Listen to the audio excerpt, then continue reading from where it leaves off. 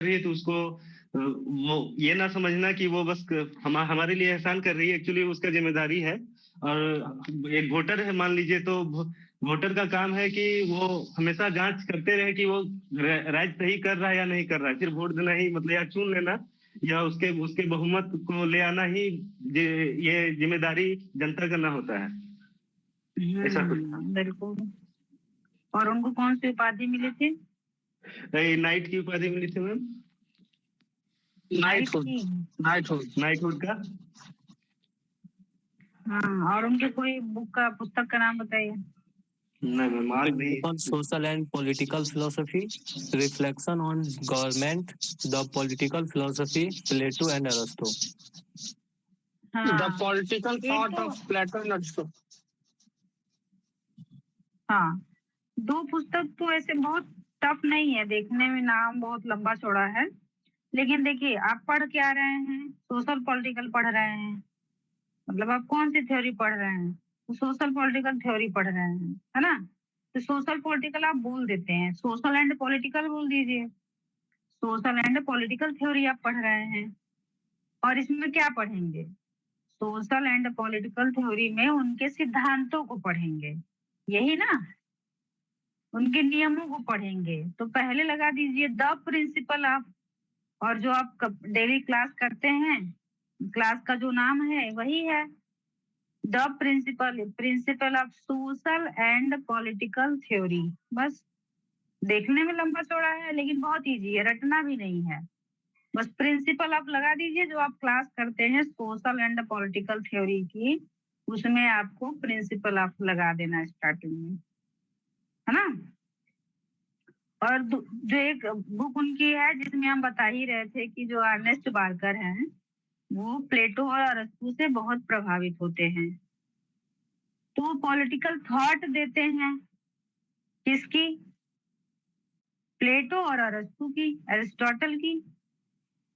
तो आप Plato and Aristotle उनके थॉट देते हैं, the political thought of Plato and Aristotle. रटना नहीं है, बस समझिए कि नाम रखा किस आधार पे गया है,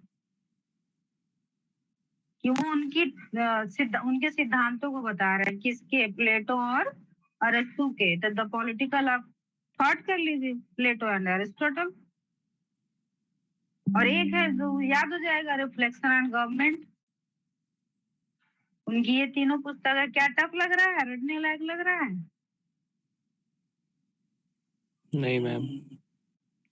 जैसे अगर बुक का नाम जानना बहुत जरूरी है, क्योंकि वो मैच कराने के लिए आता है अक्सर, है ना। 2-4 लोग का बुक दे देगा, वहां एक ही का तो याद न रहे वो बात अलग है, कई लोगों का बुक दे देता है। उसमें अगर 4 का है, 4 में यदि 3 आ रहा है, 1 नहीं आ रहा है, तो भी क्लियर हो जाएगा, है ना। तो इस तरीके से बुक का नाम भी जानना बहुत जरूरी है। ठीक है, चलिए अर्नेस्ट बार्कर भी कंप्लीट हुए, वो उनकी 3 पुस्तक है, आप ध्यान से पढ़ लीजिएगा। और हेगेल का जरूर थ्योरी पढ़िएगा, बार बार बीच में हेगेल को बहुत रिपीट किए हैं। तो कोई हेगेल का 1 मिनट बताए।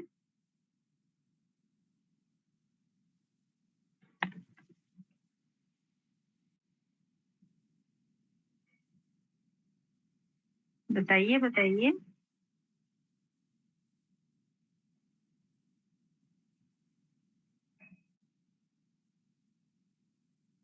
देखिए मेरे 1 घंटे के क्लास में समय बहुत होता है, प्रॉपर 60 मिनट समझ में आता है, क्योंकि फिर इधर हम आपसे 10-15 मिनट बात भी कर लेते हैं, आपसे थोड़ी क्वेरी भी हो जाती है, और फिर जब उधर हम पढ़ाते हैं, जिस टॉपिक को उठाते हैं लगभग खत्म कर देते हैं, है ना। तो आप लोग की क्वेरी बहुत जरूरी है। बताइए कुछ हेगल के बारे में। मैम हेगल एब्सोल्यूट आइडियलिज्म का दिए थे ना, और एक डायलेक्टिकल मेथड था उनका। ठीक है, ये तो फिलोसफी है उनकी। सोशल पॉलिटिकल में क्या है?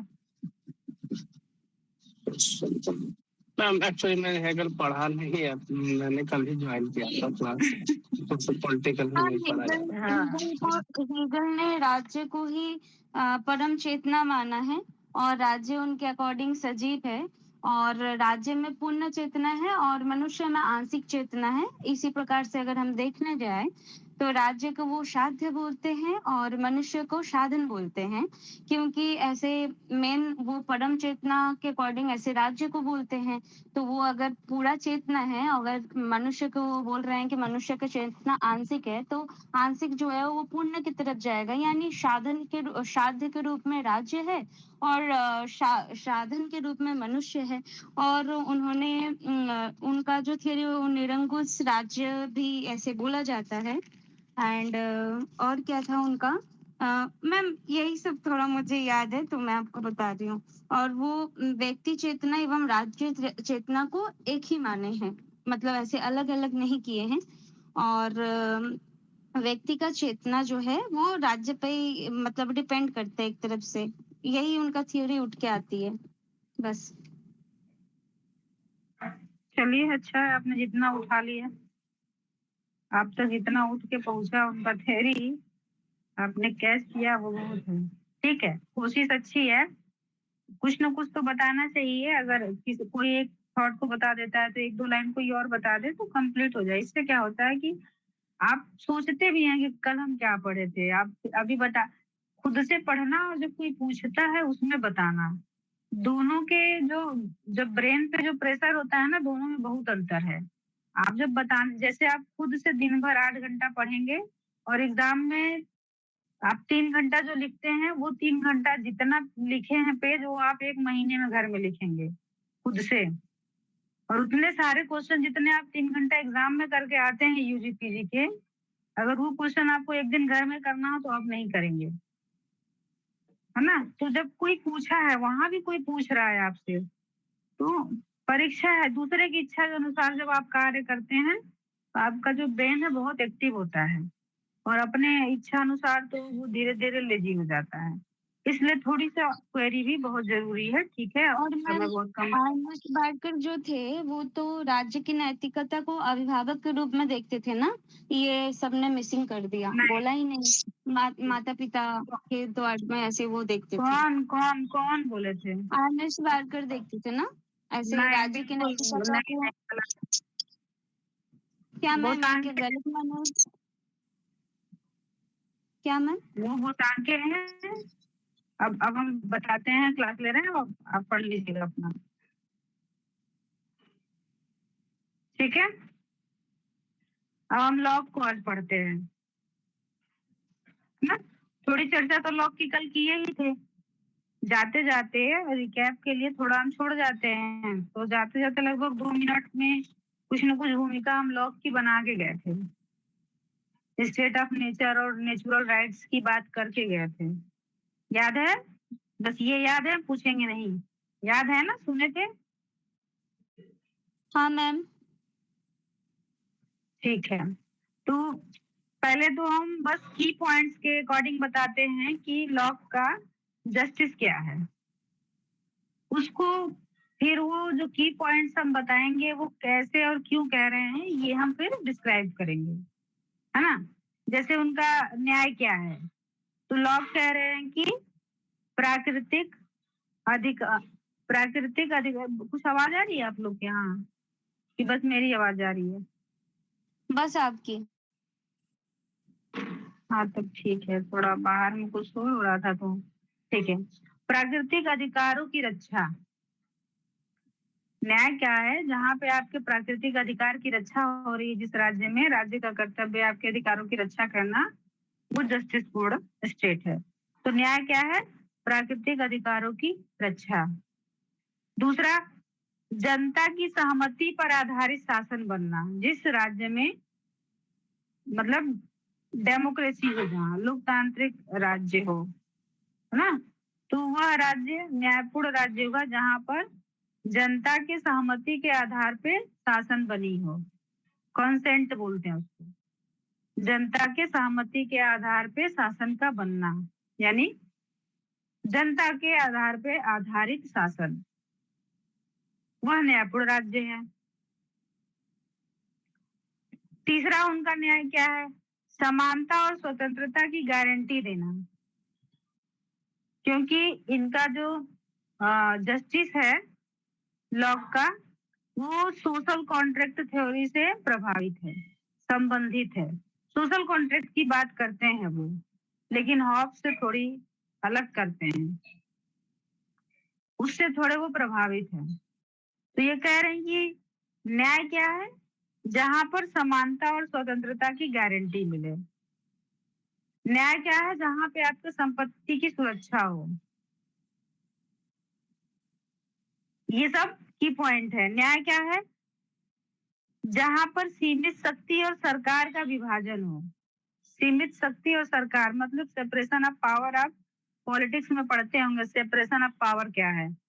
तो कहीं ना कहीं सेपरेशन ऑफ पावर का जो बेस है या एक प्रारंभिक स्थिति है वो लॉक के फिलॉसफी में मिलती है। सीमित शक्ति और सरकार का विभाजन। जो पॉलिटिक्स में या फर्स्ट पेपर के लिए जो लोग पढ़ते होंगे वो सेपरेशन ऑफ पावर और फेडरेशन को ये सब पढ़ते होंगे, संघीय व्यवस्था ऐसे करके, है ना। हमको बहुत दिन हो गया पढ़ते समय, जब याद आ जाता है तो बस उधर जुड़ जाते हैं। ये नहीं है कि हमको बहुत उधर आ रहा है, बहुत कब का पढ़े हुए हैं हम। जेआरएफ में भी उसकी जरूरत नहीं थी, तो हमको लग रहा है इन सबों से पीएचडी से बहुत पहले कभी जब एसएससी वगैरह का कभी हम एग्जाम देना चाहे होंगे तब पढ़े थे। तो उधर डिटेल तो नहीं आ रहा है, लेकिन ये याद आ जा रहा है जब दे रहा है सीमित शक्ति और सरकार विभाजन, तो वही सेपरेशन ऑफ पावर का ही याद आ रहा है। और उसमें जो व्यवस्थाएं होती हैं, कार्यपालिका, न्यायपालिका और विधायी शक्तियां होती हैं। ये क्या होता है? कार्यपालिका, न्यायपालिका और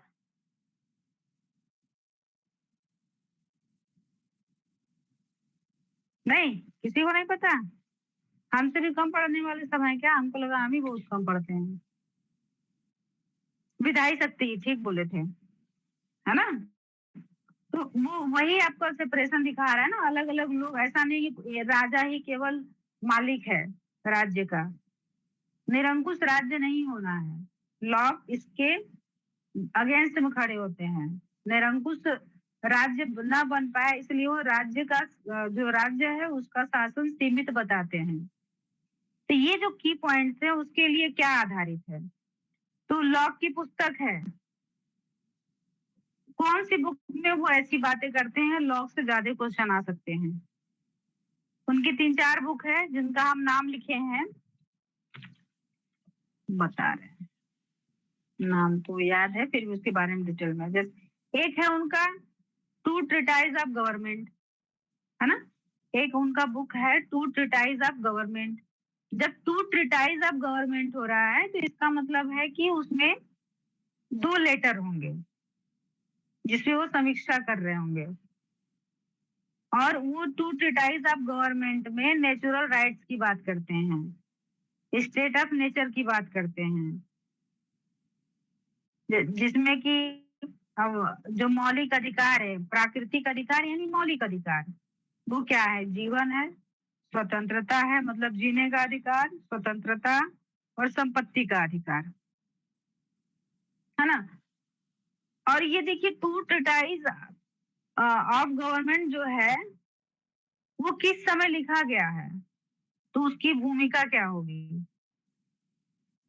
जब एक इंग्लैंड में क्रांति चल रही थी, ग्लोरियस रिवॉल्यूशन, उसके बाद ये पुस्तक लिखी गई है। तो इसका उद्देश्य क्या होता है इस पुस्तक का?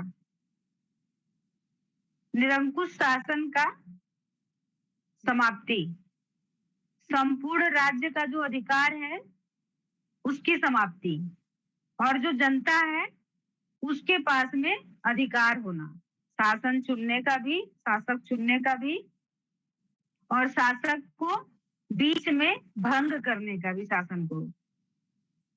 आप देखेंगे क्या महाभियोग जो लगता है वो लॉक के ही थ्योरी से प्रभावित है। जो लिबरलिज्म की नींव है वो लॉक की थ्योरी है। जो डेमोक्रेसी की नींव है वो लॉक की थ्योरी है, बहुत इफेक्टिव है। और ऐसा नहीं है कि लॉक की थ्योरी में कोई कमी नहीं है। वो एक ही कमी है, जब वो संपत्ति का अधिकार आ रहा है। और संपत्ति का अधिकार क्या होता है? वो बोलते हैं श्रम का जो अधिकार है, जो वो न्याय क्या है? श्रम का अधिकार। श्रम क्या है? जब कोई भी अपना श्रम किसी वस्तु में लगा देता है तो वह उसकी संपत्ति बन जाती है और उस संपत्ति पर अधिकार है व्यक्ति का। न्याय को वो श्रम बता रहे हैं, श्रम का अधिकार। आप कुछ कर रहे हैं, अपने मेहनत से बना रहे हैं, यानी पारितोषिक आपका अपना श्रमिक मिलना चाहिए, जो आपने श्रम किया है पारिश्रमिक आपको मिलना चाहिए।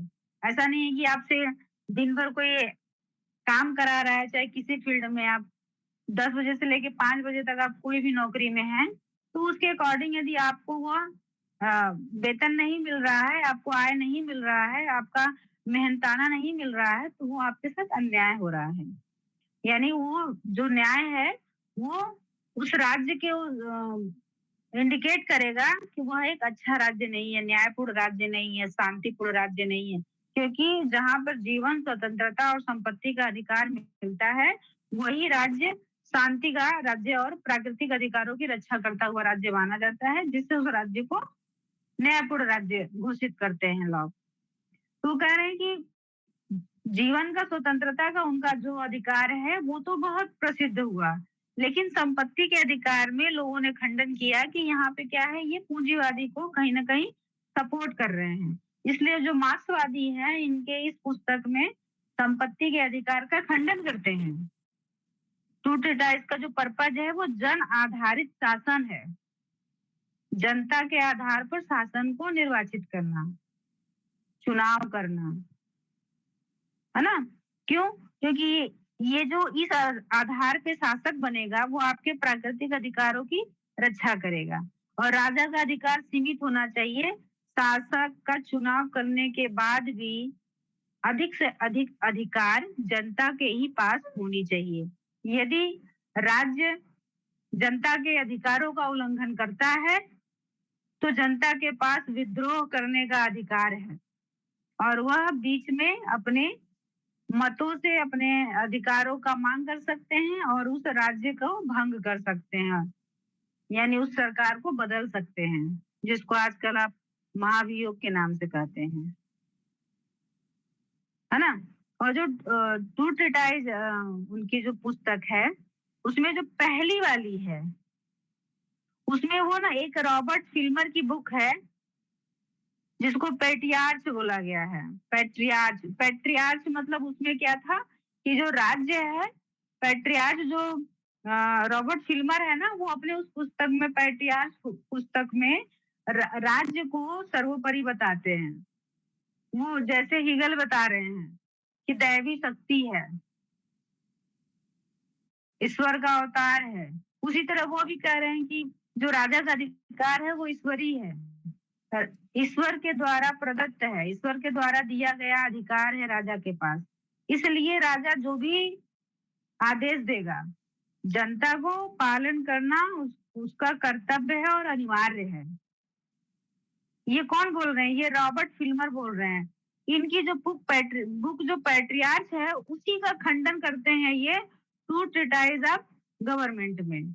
और उस टू ट्रीटाइज ऑफ गवर्नमेंट के फर्स्ट जो उनका लेटर है, फर्स्ट ट्रीटाइज ऑन गवर्नमेंट, उसमें वो इसका खंडन करते हैं और कहते हैं कि कोई ऐसा अधिकार नहीं है राजा का जो ईश्वर के द्वारा दिया गया है।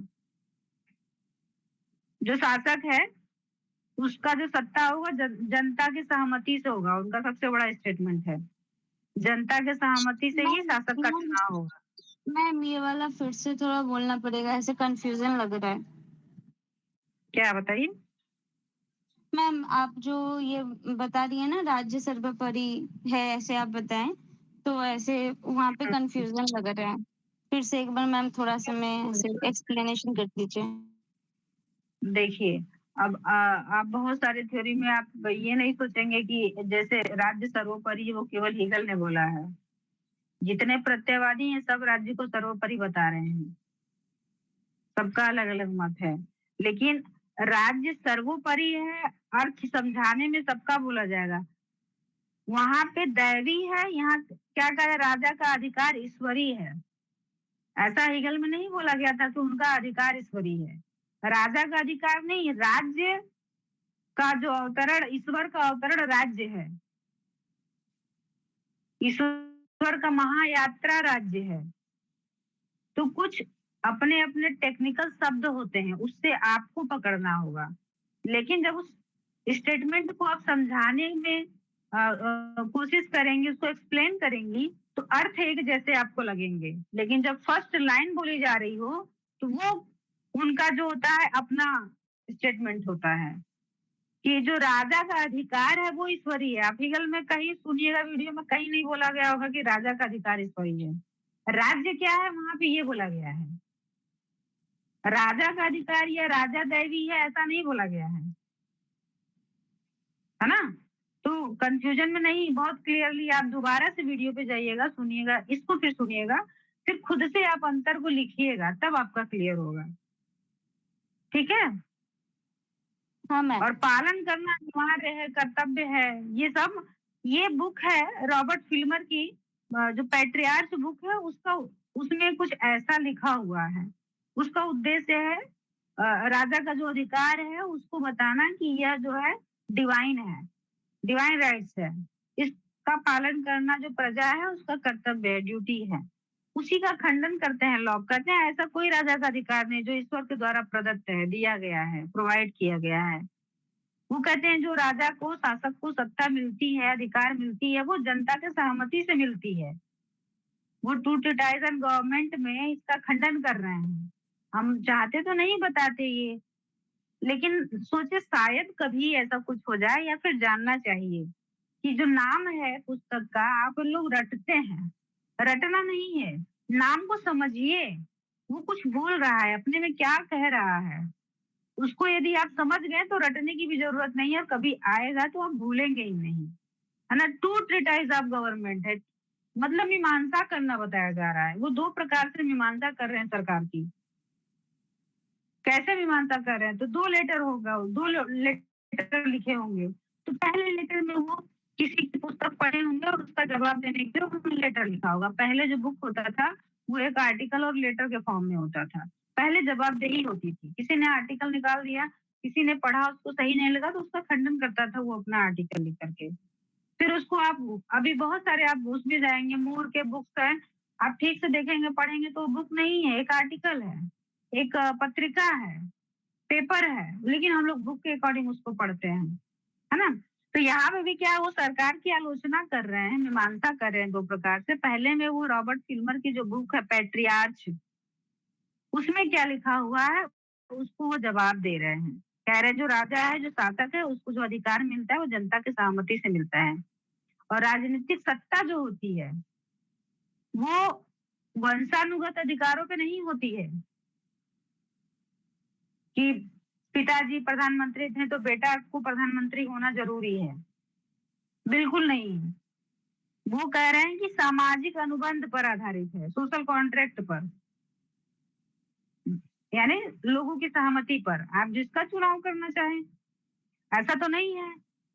लेकिन अगर किसी एक ने पार्टी, अब आप जो पार्टी है उसको केजरीवाल और कुछ लोग मिलके बनाए हैं, आप बीच में नहीं जा सकते कि आप बना लीजिए अपनी पार्टी।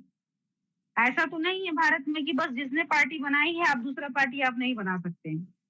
और उस पार्टी में अगर 8-10 लोग मिलकर के कोई एक पार्टी बना रहे हैं तो उनका अपना कुछ कॉन्ट्रैक्ट हुआ होगा कि अगर हर किसी के पास अपना अपना बेटा है तो सबकी उम्मीद होगी कि भाई एक बार तुम्हारा बेटा बन जाए, एक बार हमारा बेटा बन जाए। और ऐसा भी है कि एक टाइम आएगा कि जो लोग इस कॉन्ट्रैक्ट को बनाए होंगे उसमें से कोई ना रहे, तो उस पार्टी में चलाने वाला ही कोई बनेगा ना। और ये अनायास ब्लेम होता है, कोई अचानक से बाहर का आदमी जाके वहां थोड़ी ना प्रधानमंत्री मुख्यमंत्री के लड़ने लगेगा। उसको विधायक और सांसद होते हुए उस पार्टी के पास पहुंचना पड़ेगा ना, तब तो उसका नाम अनाउंस होगा।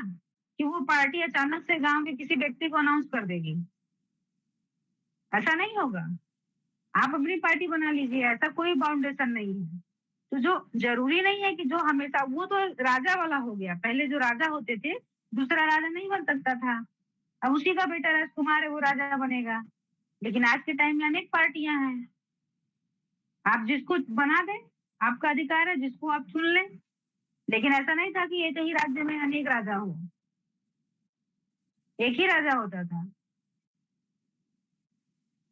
ये क्लियर है ना। जो लोग आक्षेप लगाते हैं कि वो तो परिवारवादी सरकार है, ऐसा नहीं है। किसी को भी अधिकार है, आप अपनी पार्टी बनाइए, निर्दलीय पार्टी बनाइए, उसको आगे ले जाइए, मेहनत कीजिए, हटाइए इन लोगों को जो लोग बैठे हैं। मेहनत भी नहीं करना चाहेंगे, सोचेंगे बस हमारा नाम अनाउंस हो जाए। आक्षेप लगाने के लिए बहुत सरलता होती है, लोग लगा देते हैं।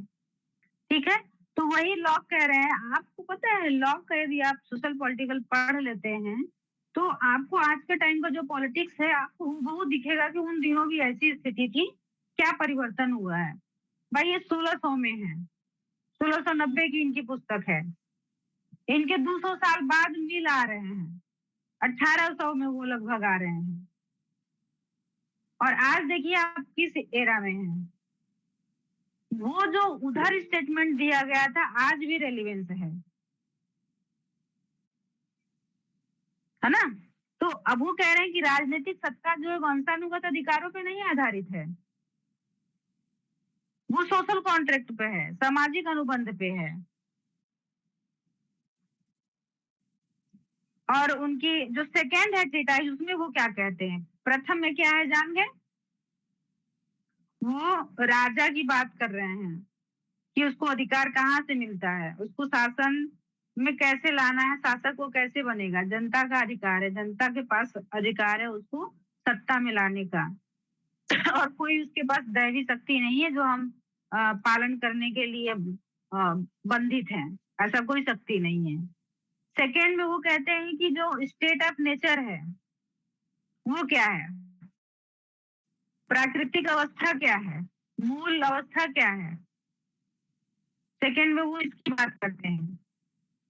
और वो कहते हैं कि मनुष्य स्वतंत्र, उनका स्टेटमेंट है, कोटेशन है कि मनुष्य स्वतंत्र और समान पैदा होता है, मतलब इक्वल। हम सही बात है, हम एक दिन इस पर भी चर्चा किए ही थे कि केवल पैदा होने मात्र से कोई ज्ञानी बन जाता है, कोई अछूत बन जाता है, कोई मध्यम वर्गीय बन जाता है ना, ये गलत है। जब आप उनका अस्तित्ववाद पढ़ेंगे उधर शास्त्र वगैरह का तो देखेंगे, आप जब जन्म लेते हैं तब आप किसी बंधन में नहीं होते हैं, आपके जन्म लेने के बाद जो लोगों के बंधन है वो आप पे आरोपित किए जाते हैं, वो आपके बंधन नहीं होते हैं।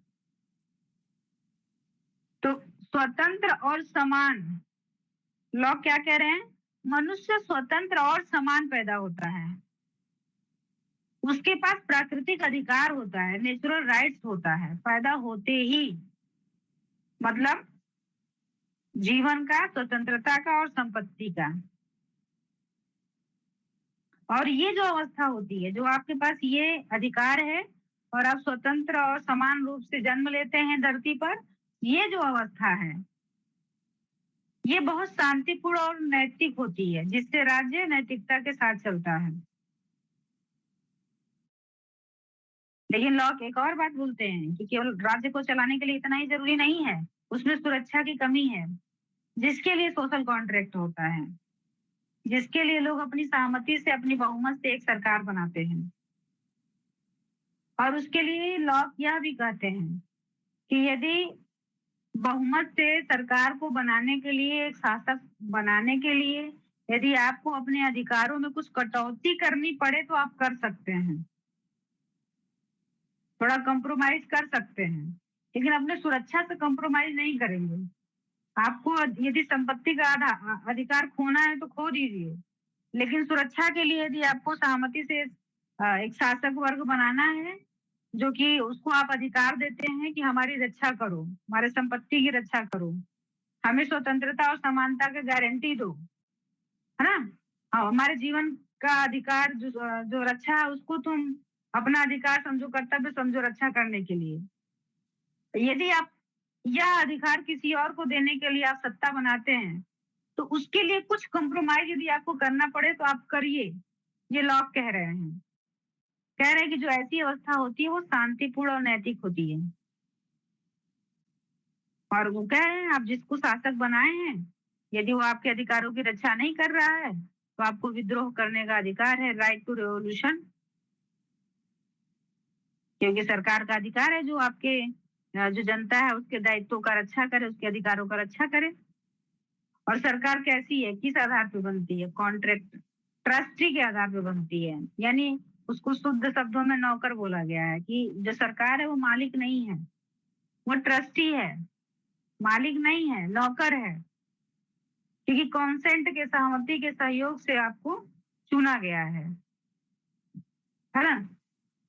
और आपके अधिकार क्या है बताए गए कि न्याय, आपके अधिकारों की जो रक्षा होगी वो न्याय होगा। न्याय क्या है? श्रम है। श्रम क्या होता है? जब आप अपना मतलब जो आपने मेहनत किया है, जो आपने प्राप्त किया है, उसको किसी वस्तु में मिला दीजिए तो वो श्रम ही आपका संपत्ति बन जाता है। तो ये उनकी सेकंड जो थी, सेकंड ट्रीटाइज ऑन गवर्नमेंट में, ये उसके बारे में बात है।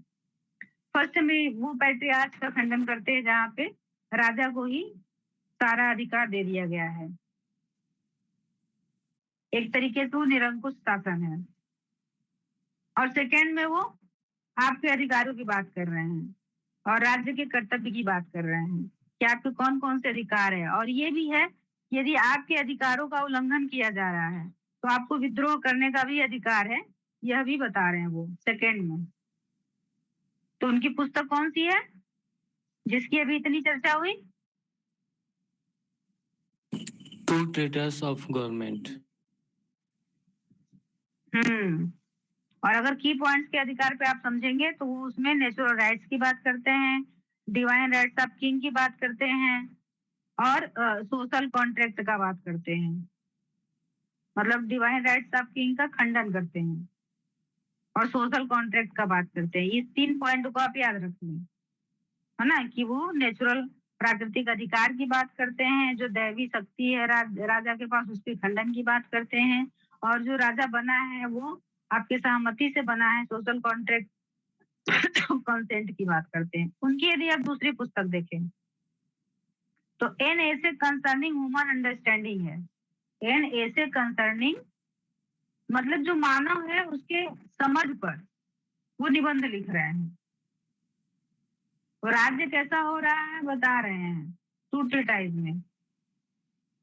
राज्य में जो व्यक्ति है उसके अधिकार की बात कर रहे हैं, तो जरूर वो व्यक्ति के बारे में कुछ तो रिसर्च किए होंगे तब तो उसके अधिकार को जान पाए।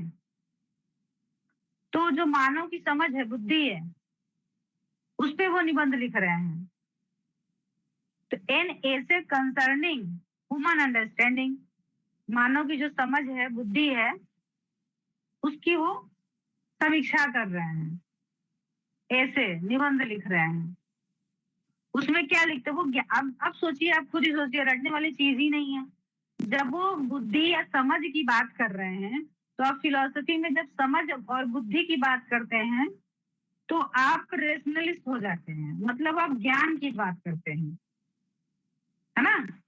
तो उनकी इस पुस्तक में एपिस्टोमोलॉजी पे बात किया गया है, ज्ञान मीमांसा की बात करते हैं N essay concerning human understanding में।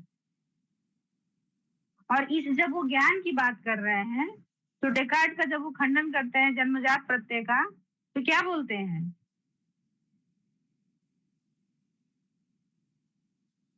कहते हैं कि जो भी चीजें हैं हमारे अनुभव से सीखते हैं और कोई चीज हमारे अंदर से नहीं होती है, मतलब जन्मजात तो नहीं इसके लिए होती वो कौन सा कीवर्ड्स देते हैं?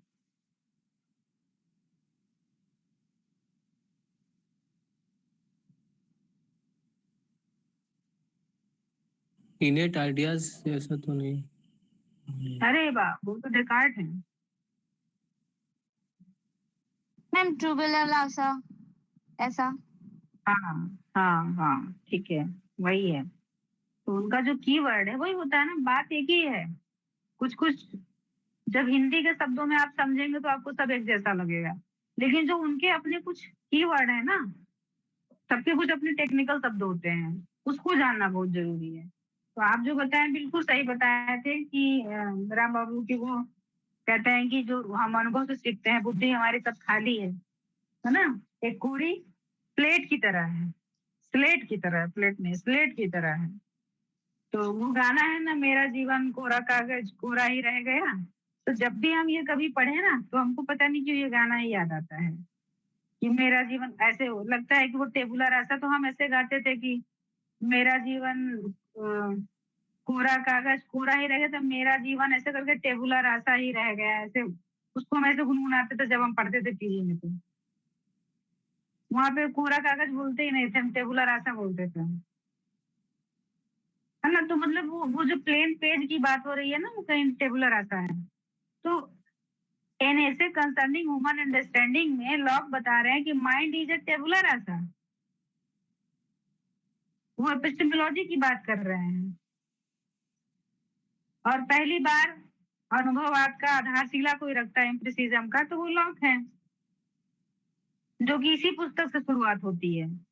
तो अब बताइए, यदि आप इस तरीके से चीजों को समझ जाएं तो क्या आपको पुस्तक रटना पड़ेगा? और ये तो बहुत इंपॉर्टेंट बुक है, ऐसा हो ही नहीं सकता कि अब तक के पेपर में एक बार दो बार मिस करके आया ना हो, है ना। ये पुस्तक तो हमेशा आता है इनका, एनएसए इनका और एक यून का एक जैसे है, इसीलिए देता है।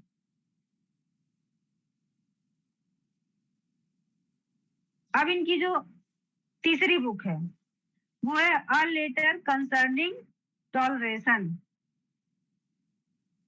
अब ये सहिष्णुता के बारे में बात करेंगे कि सहिष्णुवाद क्या है। अब सहिष्णुवाद से तो आप लोग परिचित ही होंगे,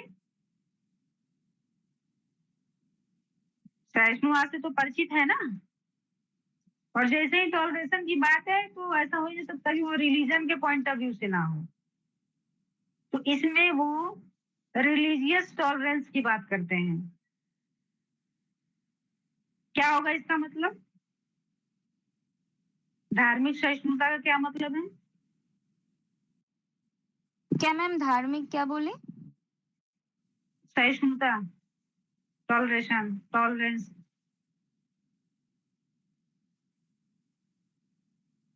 कोई बताएगा? मैम क्या हर धर्म के प्रति सहानुभूति टाइप्स कुछ? लेकिन सहानुभूति शब्द गलत है ना। बात तो आपकी भावना सही है, शब्द गलत है। सहानुभूति का मतलब हो गया कि आप दया कर रहे हो पर, को दया नहीं करना है किसी पर।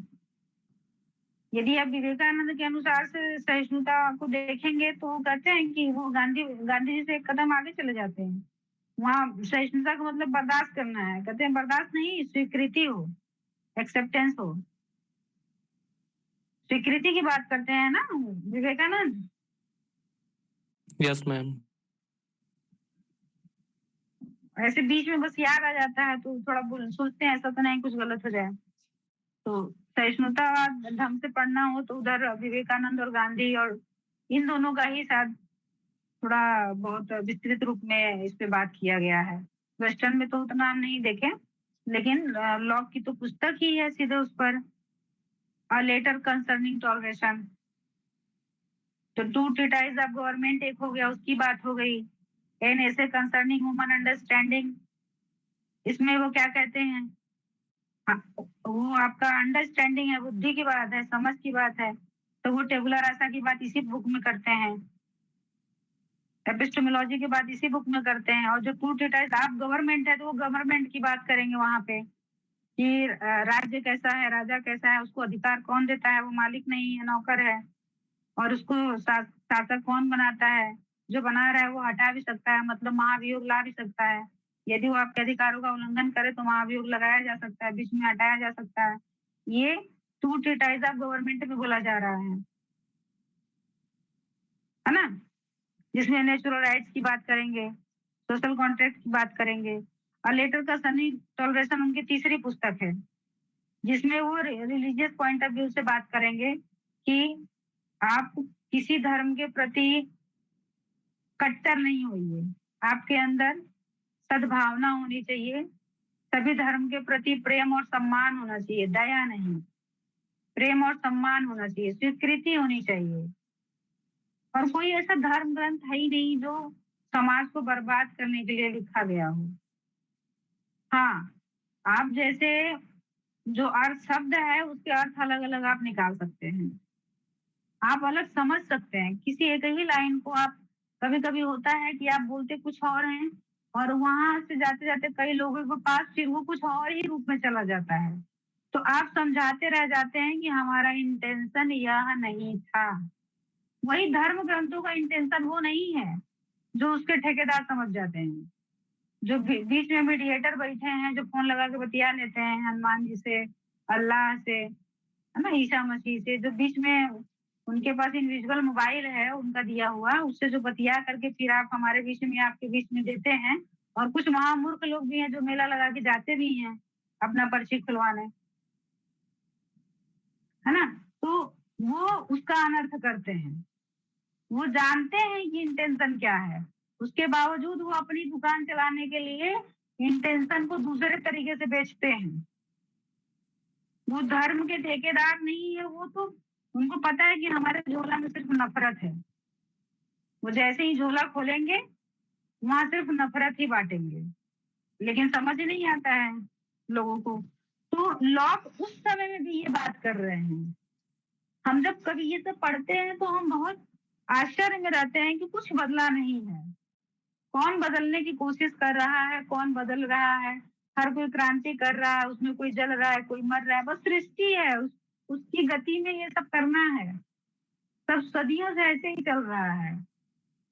वो चाहे सतयुग, कलयुग, द्वापर हो, त्रेता हो, अंधकार नहीं होता तो प्रकाश का इज्जत ना हो।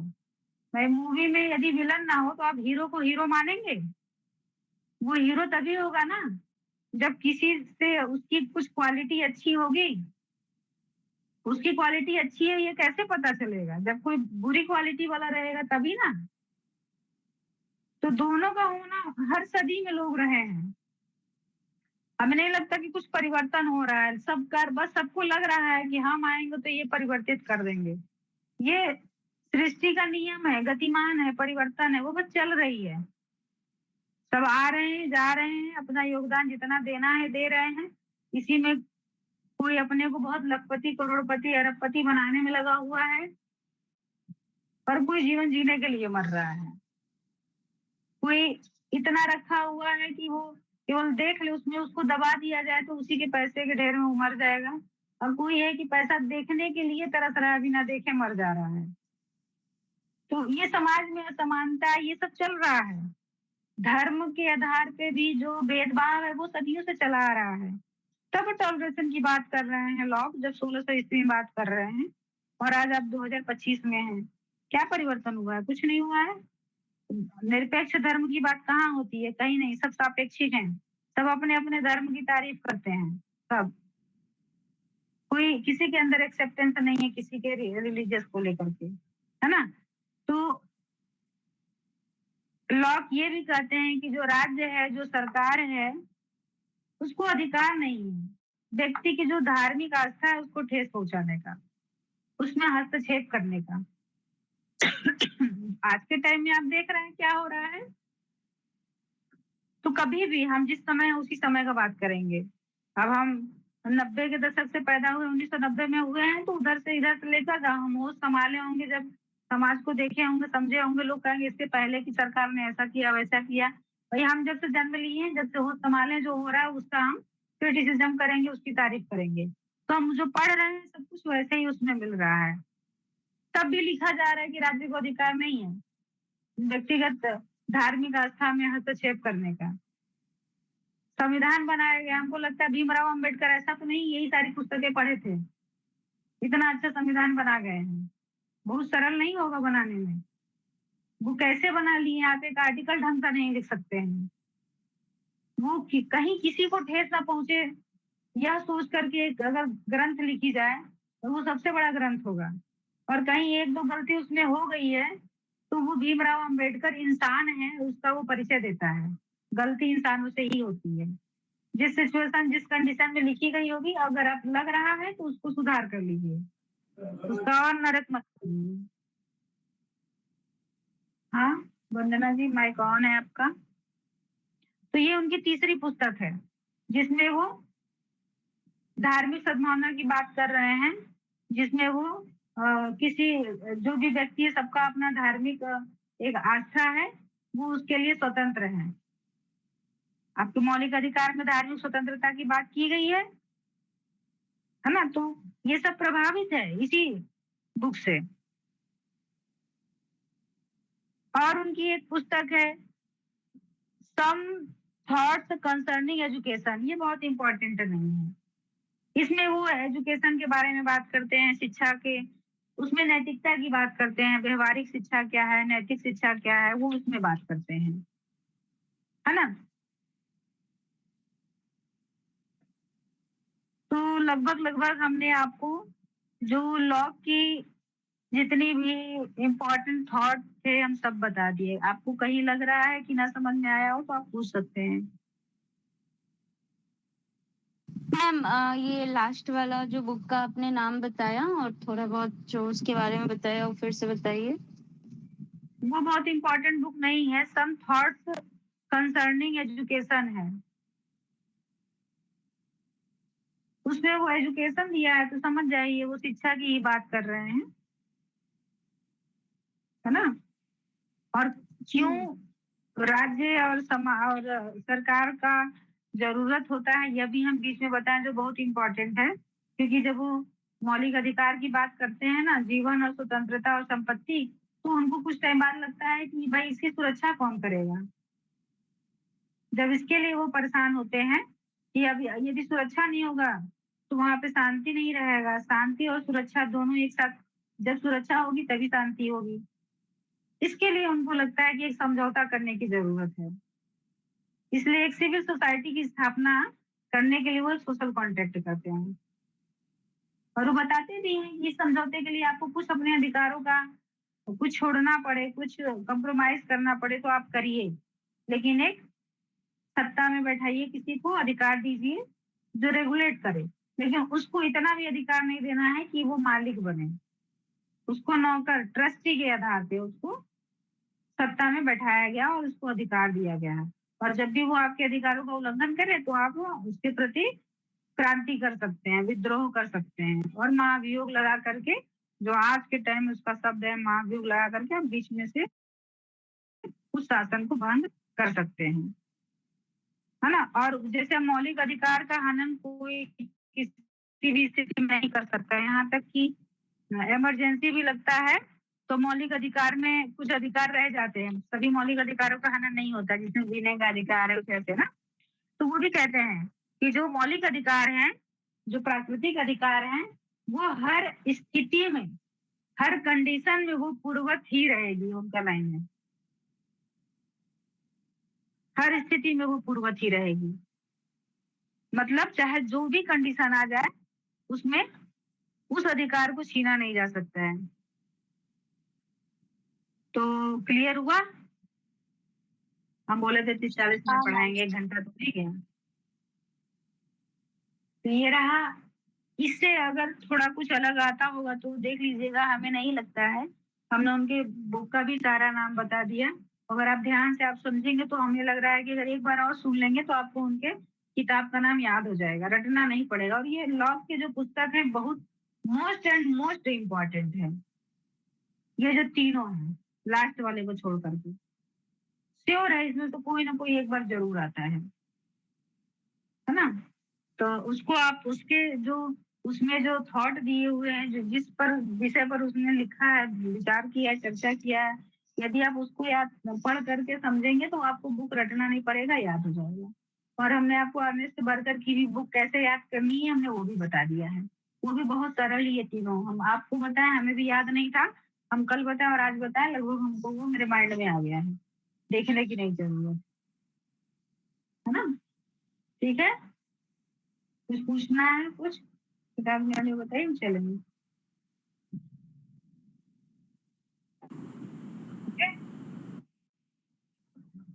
Thank you ma'am. ओके, चलिए, धन्यवाद।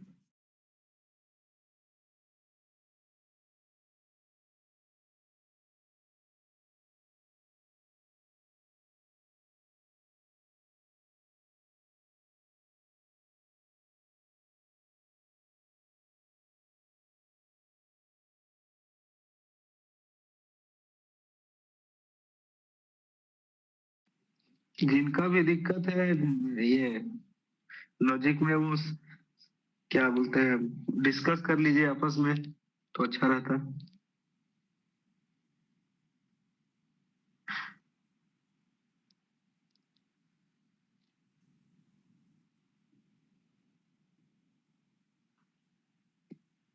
कल हम डाले थे बनाकर, लॉजिक सही है? पता नहीं, वो तो जो पढ़ रहे हैं वो बताएंगे बढ़िया से, जो जानते हैं। हम सब बना के डाल दिए थे रात तक में। उसे मेरे पास बुक अभी आया है, लेकिन ये इसमें सेशन दूसरा और इंग्लिश से है, तो हिंदी से मंगवाएंगे।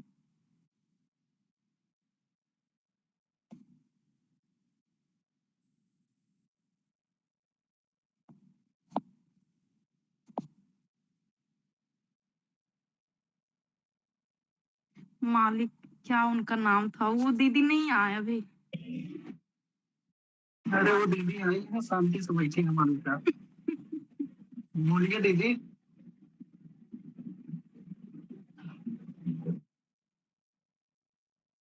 दीदी लेफ्ट भी हो गई।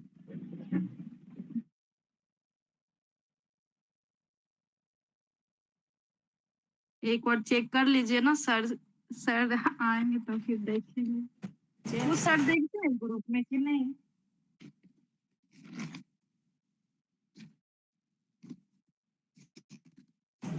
कोई भेजे क्या? क्या दी? जो सिंबलाइजेशंस। हाँ, उसमें कौन सा थोड़ा कौन सा गलत है वो बता दीजिए ना, उसे सही कर